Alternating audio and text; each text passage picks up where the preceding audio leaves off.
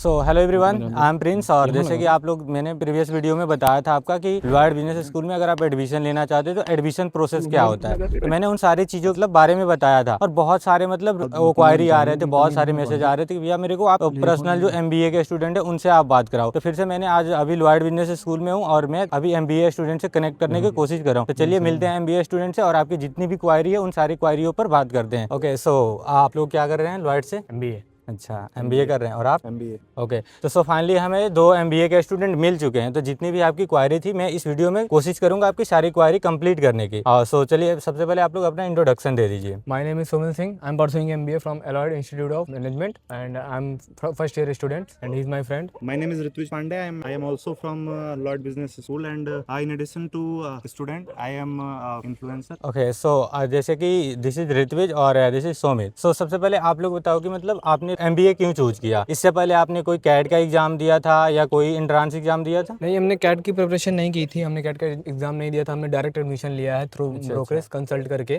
और हमने मैनेजमेंट इसलिए चूज किया है क्योंकि लाइफ में कभी भी कहीं भी जाइए मैनेजमेंट की ही जरूरत पड़ती है, चाहे वो पॉलिटिक्स कैरियर हो, चाहे हाउस हो, चाहे फैमिली हो, चाहे बिजनेस हो, हर जगह मैनेजमेंट होता है। और हमें अपना फाइनेंस में अपनी आगे अपॉर्चुनिटी मिल रही थी, इसलिए हमने MBA चूज किया है ताकि हमारा आगे फ्यूचर स्कोप बढ़िया बन सके, इसीलिए हमने MBA चूज किया है। बहुत अच्छा सोमिल, आपने जैसे बताया कि आपने कोई एंट्रेंस एग्जाम नहीं दिया था, अब मतलब ऑन द बेसिस ऑफ आपने डायरेक्ट एडमिशन लिया on the basis of graduation level पर।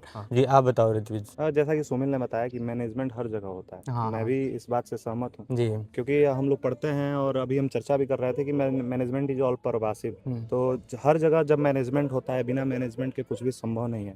आप किसी संस्था को देखते हैं, आप अपने लॉयड को ही देख लीजिए, फ्रॉम टॉप लोअर हर तरह का मैनेजमेंट है। ओके, सो आपने बताया कि मैंने वो MBA क्यों चूज किया, बहुत अच्छा। अब आप बताओ कि मैंने ये जहाँ ग्रेटर नोएडा है, मतलब यहाँ बहुत सारे कॉलेज है, बहुत सारा एक्सपोजर भी है, ये मतलब आप भी जानते हो। तो जब आपने कॉलेज सर्च करा तो आपको भी बहुत सारे मतलब कंफ्यूजन आई होगी कि मतलब कौन से कॉलेज चूज करना है और क्यों चूज करना है। तो आपने लॉयड ही क्यों चूज किया? आखिर में लॉयड में ऐसा क्या है? ग्रेटर नोएडा कॉलेजेस का हब माना जाता है, लेकिन हमने अलॉयड इसलिए चूज किया है क्योंकि अदर कॉलेजेस में हमने देखा है कि वहाँ पे बच्चे एडमिशन ज़्यादा होते हैं, बहुत ज़्यादा एडमिशन होते हैं हाई लेवल पे। वहाँ पे इंटर्नशिप्स की अपॉर्चुनिटी और जॉब की अपॉर्चुनिटीज बहुत कम होती है। जहाँ बच्चे कम होते हैं वहाँ अपॉर्चुनिटीज ज़्यादा होती है। तो एज यूजुअल हमने अलॉयड चूज किया क्योंकि यहाँ बच्चे कम रहते हैं और इंस्टीट्यूट के नाम मामले में सेकंड नंबर पे ये आता है। AKTU के मैनेजमेंट में देखा जाए तो पहले GL बजा जाता है, लेकिन वहाँ पे स्ट्रेंथ ज़्यादा है बच्चों की, 1400-1500 एडमिशन हैं। जब एडमिशन ही इतने ज़्यादा हैं तो किस को प्लेसमेंट देंगे वो? तो इसीलिए हमने अलॉयड चूज करा क्योंकि यहाँ पे थोड़ा बच्चे कम है और फैकल्टीज का 1-to-1 इंटरेक्शन भी ज़्यादा होता है यहाँ पे और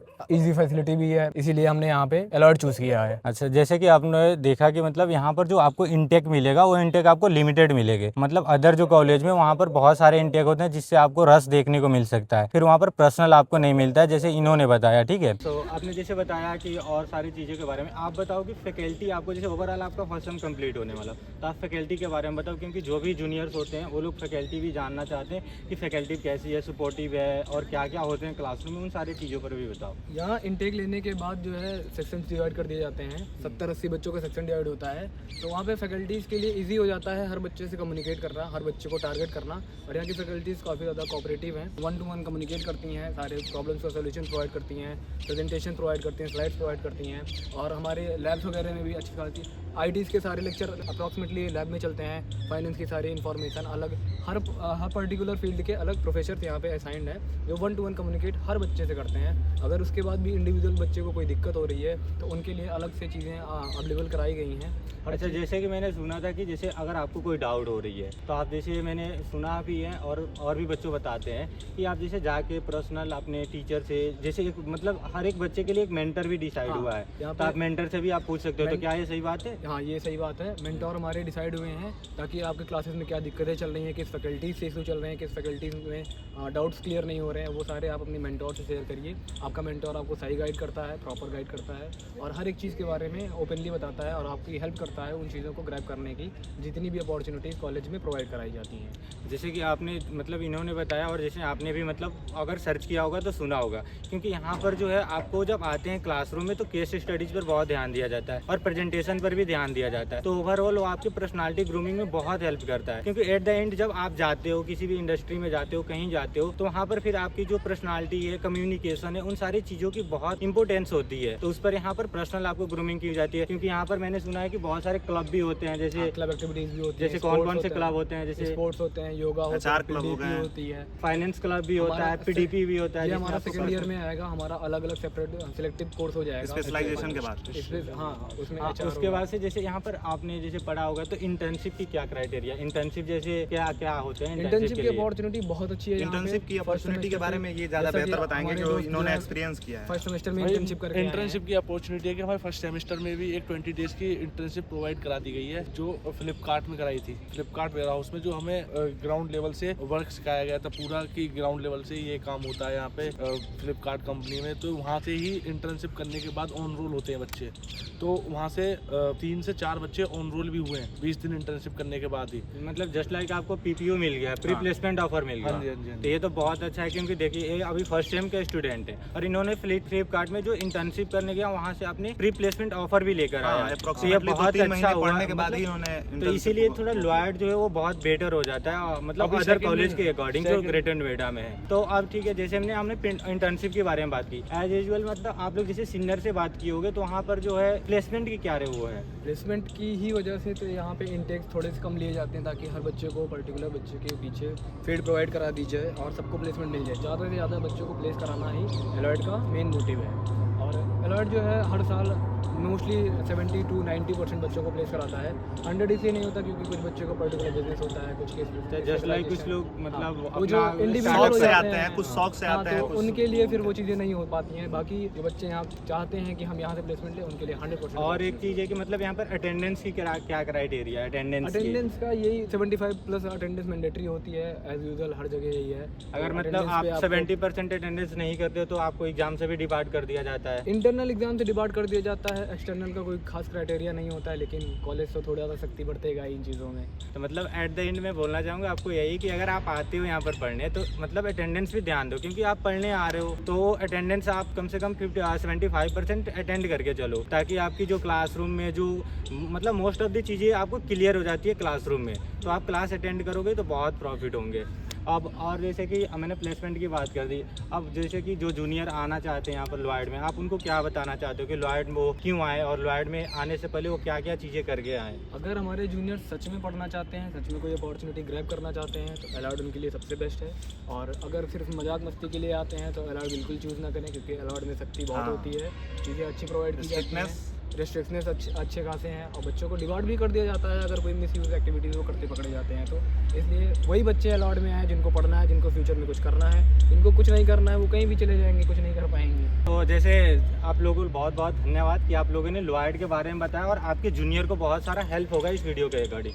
अगर कोई मतलब और भी आपकी कोई क्वायरी बच जाती है तो आप कमेंट सेक्शन में पूछ सकते हैं, या वहाँ पर एक सेपरेट व्हाट्सअप का लिंक होगा जहाँ से आप मेरे से पर्सनल कांटेक्ट कर सकते हैं, जिससे मैं आपको बता सकता हूँ कि अगर जैसे आप डायरेक्ट एडमिशन के थ्रू भी आते हो तो जैसे इंटरव्यू और GDPI होती है, तो GDPI के लिए आते हो तो उसमें क्या क्या चीज़ें हैं जो टिप्स है जिससे आप क्वालिफाई कर सकते हो, उसके बाद ही आपको ऑफर लेटर प्रोवाइड किया इस जाता है वीडियो ना। को खत्म होते होते मैं कुछ बात करना चाहूँगा जिसे मैंने आपके अंदर एक स्किल देखा जो कम्युनिकेशन स्किल है। आपने तीनों को एक सूत्र में बांध के बात किया और मुझे बड़ा अच्छा लगा कि एक लॉयड का एक लड़का जो सबको एक साथ लेकर चल रहा है और बात किया। आपने बहुत अच्छे सवाल किए और अपने रिप्रेजेंट करते हुए अच्छी चीज़ों को लोगों के सामने रखा, मुझे अच्छा लगा। और मैं जनरली आपसे पूछना चाहता हूँ, मैं तो बता दूंगा क्योंकि देखिए कम्युनिकेशन ये एक जो क्षेत्र था बचा रह गया और मैं चाहता हूँ इस पर भी फोकस हो।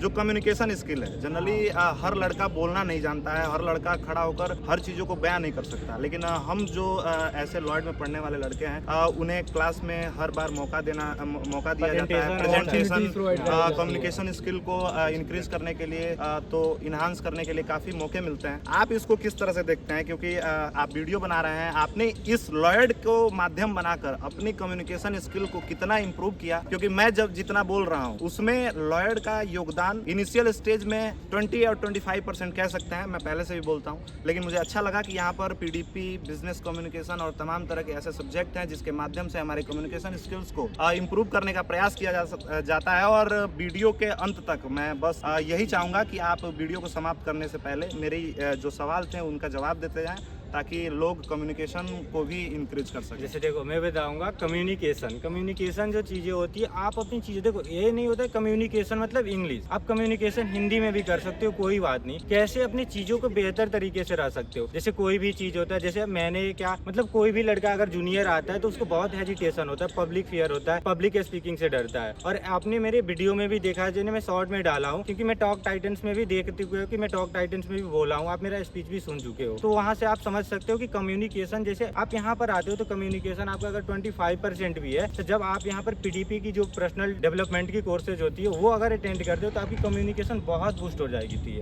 लेकिन बहुत ऐसे बच्चे हैं जो वो क्या करते हैं, उस क्लास को छोड़ देते हैं। लेकिन मैं बोलूँगा एट द एंड अगर आपको कम्युनिकेशन पर काम करनी है तो अभी से आप काम करो, आने से पहले, और फिर जब यहाँ पर आओगे तो आपको बहुत सारे ग्रूमिंग हो जाएगी यहाँ पर एट द एंड। चलिए मिलते हैं फिर नेक्स्ट वीडियो में, तब तक के लिए जय हिंद, वंदे मातरम।